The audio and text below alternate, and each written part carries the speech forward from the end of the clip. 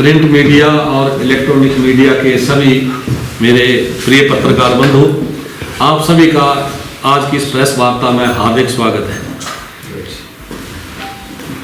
सबसे पहले आज की इस प्रेस कॉन्फ्रेंस का मुख्य मकसद है, मैं धन्यवाद देना चाहता हूं हिमाचल प्रदेश के लोकप्रिय मुख्यमंत्री ठाकुर सुखविंदर सिंह सुक्खू जी का, जिन्होंने पांगी में जो अभी हाल ही में जो भारी बर्फबारी हुई है, लगभग 5 फुट से ज़्यादा बर्फबारी पांगी में रिकॉर्ड की गई है। और उस बर्फबारी के दौरान बारी बारी से 2 लोगों को जो वहाँ बहुत सीरियस थे उनको एयरलिफ्ट किया गया। एक बार तो माननीय मुख्यमंत्री दिल्ली में थे और दिल्ली जब उनको ये संदेश पहुंचाया गया कि पांगी में हेलीकॉप्टर की जरूरत है, माननीय मुख्यमंत्री ने कहा कि मेरी चिंता ना करो। उन्होंने तुरंत पांगी के लिए हेलीकॉप्टर सेवा उपलब्ध करवाई और खुद उस दिन वो शिमला नहीं आ पाए और दूसरे दिन नियमित फ्लाइट जो थी शिमला के लिए उसमें वो शिमला पहुंचे। उसके पश्चात एक और मरीज को एयरलिफ्ट किया गया। पांगी के कुमार में भारी बर्फबारी के कारण कई मकान हिमस्खलन की चपेट में आ गए और तहस नहस हो गए।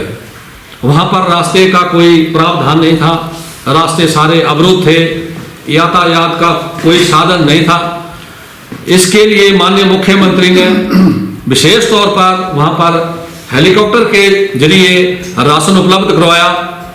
वहां पर पूरे जितने परिवार वहां कुमार में थे उनको सभी को हवाई एयर सेवा के थ्रू वहां पर राशन उपलब्ध करवाया, उनको तरपालें उपलब्ध करवाई, बूट उपलब्ध करवाए और बर्तन, खाद्य सामग्री, गर्म कपड़े, कंबल, हर चीज उपलब्ध करवाई। उसके लिए मैं बरमौर पांगी, विशेषकर पांगी जो कि विधानसभा क्षेत्र बरमौर का एक दूर दराज का हिस्सा है, पांगी घाटी के समस्त लोगों की ओर से मैं माननीय मुख्यमंत्री ठाकुर सुखविंदर सिंह सुक्खू जी का दिल की गहराइयों से कोटि कोटि आभार व्यक्त करता हूं। इसके साथ साथ माननीय मुख्यमंत्री से मैं आपके माध्यम से भी और मैं विशेष तौर पर पांगी का एक प्रतिनिधि मंडल लेकर के कल यहां से निकलूंगा शिमला के लिए और माननीय मुख्यमंत्री से हम मुलाकात करके निवेदन करेंगे। वर्ष 2023 में माननीय मुख्यमंत्री महोदय ने जनजातीय क्षेत्र जिला लाहौल स्पीति के काजा में 15 अप्रैल जो कि हिमाचल दिवस के रूप में मनाया जाता है, काजा में राज्य स्तरीय समारोह जो है हिमाचल दिवस का आयोजित किया था। मैं निवेदन करूंगा माननीय मुख्यमंत्री महोदय से कि इस बार हिमाचल दिवस जो है बरमौर विधानसभा क्षेत्र के दूर दराज क्षेत्र पांगी में आयोजित किया जाए। ऐसा मैं आपके माध्यम से भी माननीय मुख्यमंत्री महोदय से आग्रह कर रहा हूं और मैं निजी तौर पर एक प्रतिनिधि मंडल पांगी का लेकर के शिमला में जाऊंगा और माननीय मुख्यमंत्री महोदय से आग्रह करूंगा कि पांगी घाटी में इस बार हिमाचल दिवस का राज्य स्तरीय समारोह जो है पांगी में किलाड़ में आयोजित किया जाए। पूर्व में किया, उन्होंने भी अपनी तरफ से अच्छा करने की कोशिश की।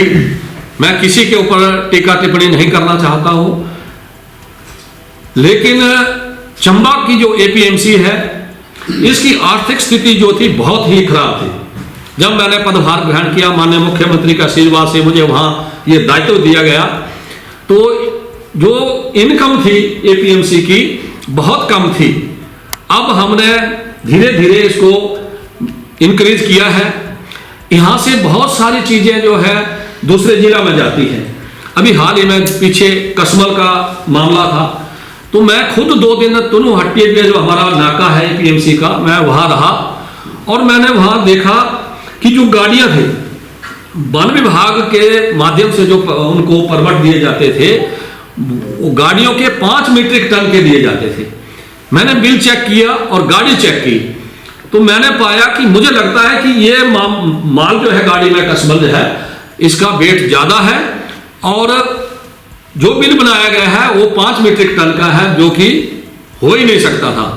मैंने गाड़ी को आरटीओ के कांटा जो है तुनु हट्टी में, वहां पर मैं खुद गया गाड़ी कांटे पे चढ़ाई, तो जब वेट किया तो गाड़ी में माल था 12 टन। उसके पश्चात मैंने डीएफओ सलूनी को लेटर लिखा कि आप गलत तरीके से बिल काट रहे हैं, क्यों ना मैं विजिलेंस की जांच कराऊं। और 2 दिन मैंने जब ये नाके लगाए, उसके बाद अब हमें जहां 5 मीट्रिक टन की फीस आती थी, अब हमें 9 मीट्रिक टन की जितनी गाड़ी पास है उतनी फीस आ रही है। इस तरह की और भी चीजें हैं।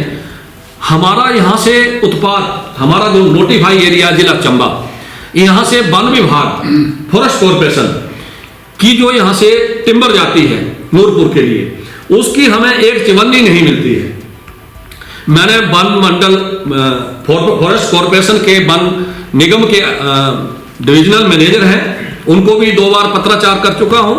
इनके जोनल डायरेक्टर हैं, धर्मशाला में बैठते हैं, उनको भी कर चुका हूं, लेकिन उनका कोई रिप्लाई नहीं आया।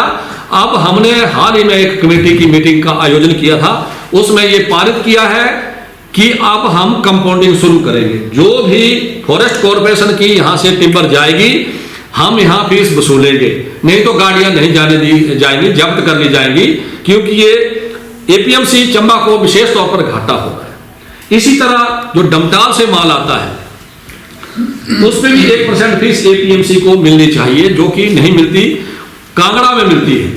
लेकिन कांगड़ा डमटाल से जो व्यापारियों के बिल आते हैं, उसमें मार्केटिंग फीस का अमाउंट दर्ज नहीं होता है। जब मैंने नाके पे ये पाया, तो हमने सेक्रेटरी एपीएमसी कांगड़ा को लिखा कि आप इसमें अमाउंट दर्शाएं बिल में, कि आपने डमटाल से जो माल खरीदा है उसमें कितनी फीस एपीएमसी की मार्केटिंग फीस ली है, वसूली है, उसका अमाउंट बिल में जो होना चाहिए नहीं होता है, उसको आप अंकित करें।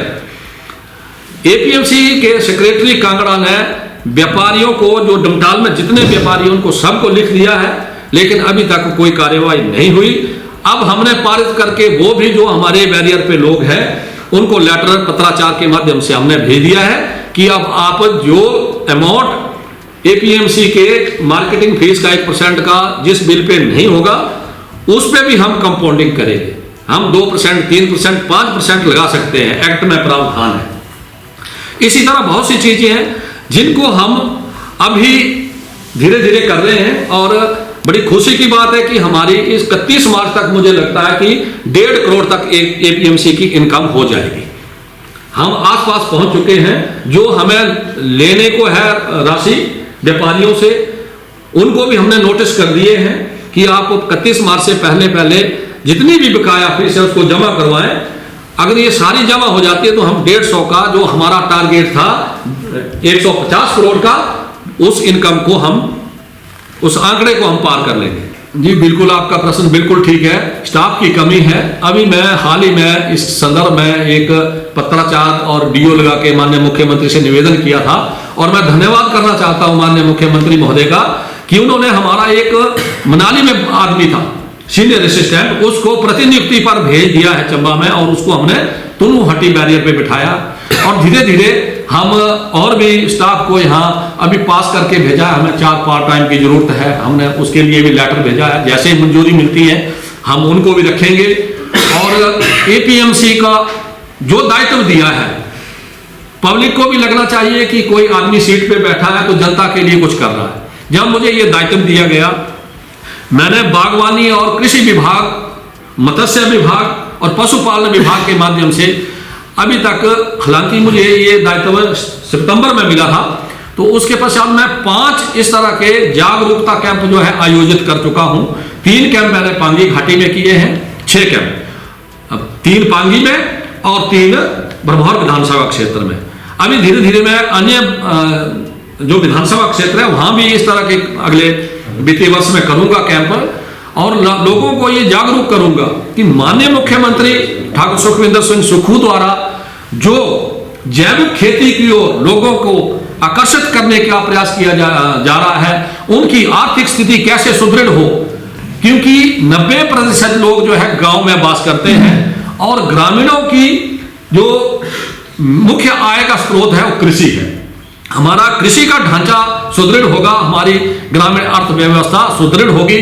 माननीय मुख्यमंत्री महोदय आने वाले बजट में उन्होंने कहा कि उस और ज्यादा ध्यान देंगे, तो माननीय मुख्यमंत्री महोदय के आदेश अनुसार हमने ये कैंप किए हैं। उस कैंप में लोगों को जागरूक किया है कि आप बिना खाद के अपनी फसलें तैयार करें। और मैं धन्यवाद देना चाहता हूं माननीय मुख्यमंत्री महोदय को। बहुत सारी ऐसी चीजें हैं जो निम्न स्तर से लेकर के ऊपर तक सभी लोगों के हित के लिए माननीय मुख्यमंत्री महोदय ने शुरू की है।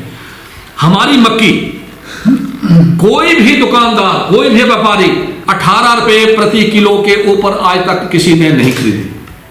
आप सब जानते, माननीय मुख्यमंत्री ने यह घोषणा की कि जो खाद रहित मक्की का उत्पादन करेगा उसकी मक्की हिमाचल सरकार 30 रुपए प्रति किलो खरीदेगी। और धन्यवाद देना चाहता हूं माननीय मुख्यमंत्री महोदय को कि उन्होंने ये करके दिखाया।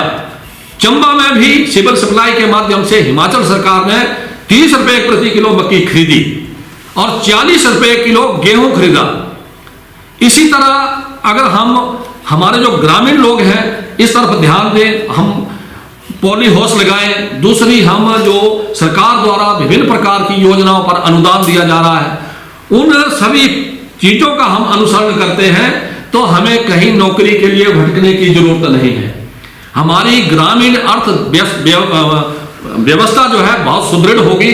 हर गांव के लोगों के पास पैसा आए, इस दिशा से माननीय मुख्यमंत्री महोदय के आदेश अनुसार हम काम करने का प्रयास कर रहे हैं। भाजपा के टाइम 5 साल में ये पता नहीं चलता था कि सड़कें हैं कि सड़क गड्ढे में।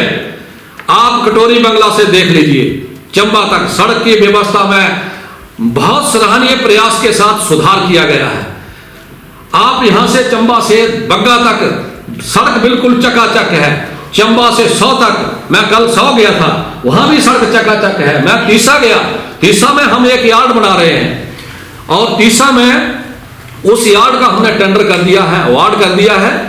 और हमने जेई को बुलाया था शिमला से और उसको निशान वगैरह दे दिए हैं। तो मैं तीसरा गया, सड़क कहीं ऊपर से प्राकृतिक आपदा आ जाती है, जैसी भारी वर्षा हुई अभी तो स्लाइड हुआ। हमारे पहाड़ी इलाके हैं, लैंडस्लाइड चलते रहते हैं, लेकिन अब उस तरह की सड़कें नहीं रही जिस तरह की पिछले डबल इंजन की सरकार के टाइम हुआ करती थी।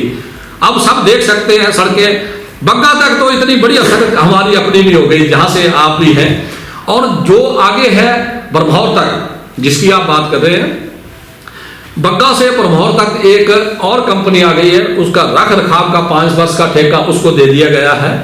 उसके साथ साथ अगली डीपीआर लगभग तैयार है। जैसे ही ये तैयार होती है सड़कों का बहुत बढ़िया से सुधार होगा। और इसके साथ साथ हमारे बहुत सारी, मैं अपने विधानसभा क्षेत्र की बात करूं, अभी हम माननीय मुख्यमंत्री के आशीर्वाद से 45 सड़कें नई स्वीकृत हुई है बरमौर विधानसभा क्षेत्र में। और लगभग 25 सड़कों के ई टेंडरिंग के माध्यम से टेंडर करवा दिए गए हैं। पारदर्शिता के साथ ई टेंडर के माध्यम से हम डीएनआईटी नहीं बांट रहे हैं, हम ई टेंडरिंग के माध्यम से सड़कों का जाल बिछा रहे हैं। हम भाई भतीजावाद के माध्यम से किसी को ओबलाइज करने के लिए डीएनआईटी का बंटन नहीं कर रहे हैं। बरमौर में मैं बरमौर विधानसभा क्षेत्र की बात करूं, एक अकेले बरमौर मंडल में डबल इंजन की जब सरकार थी 50 करोड़ रुपए की लायबिलिटी खड़ी की गई थी एक अकेले बरमौर लोक निर्माण मंडल में। आज कहते हैं पैसा नहीं है, पैसे की कोई कमी नहीं है। अगर पैसा नहीं होता तो बरमौर में जो 50 करोड़ की लायबिलिटी डबल इंजन की सरकार ने खड़ी की थी, आज वो मात्र 6 से 7 करोड़ रह गई है। तो इसका भुगतान किसने किया? ठाकुर सुखविंदर सिंह सुक्खू जी ने किया, तब ये लायबिलिटी आज इतने डाउन आई है। तो धीरे धीरे मुझे लगता है कि आने वाले समय में सारे इसके परिणाम और बेहतर तरीके से सामने आएंगे। माननीय मुख्यमंत्री महोदय प्रदेश को जो डबल इंजन की सरकार ने ऋण लेकर के कंगाल कर दिया था, उसको धीरे धीरे पटरी पर ला रहे हैं और हिमाचल को आत्मनिर्भर बनाने के लिए प्रयासरत है। इसी दिशा में काम कर रहे हैं।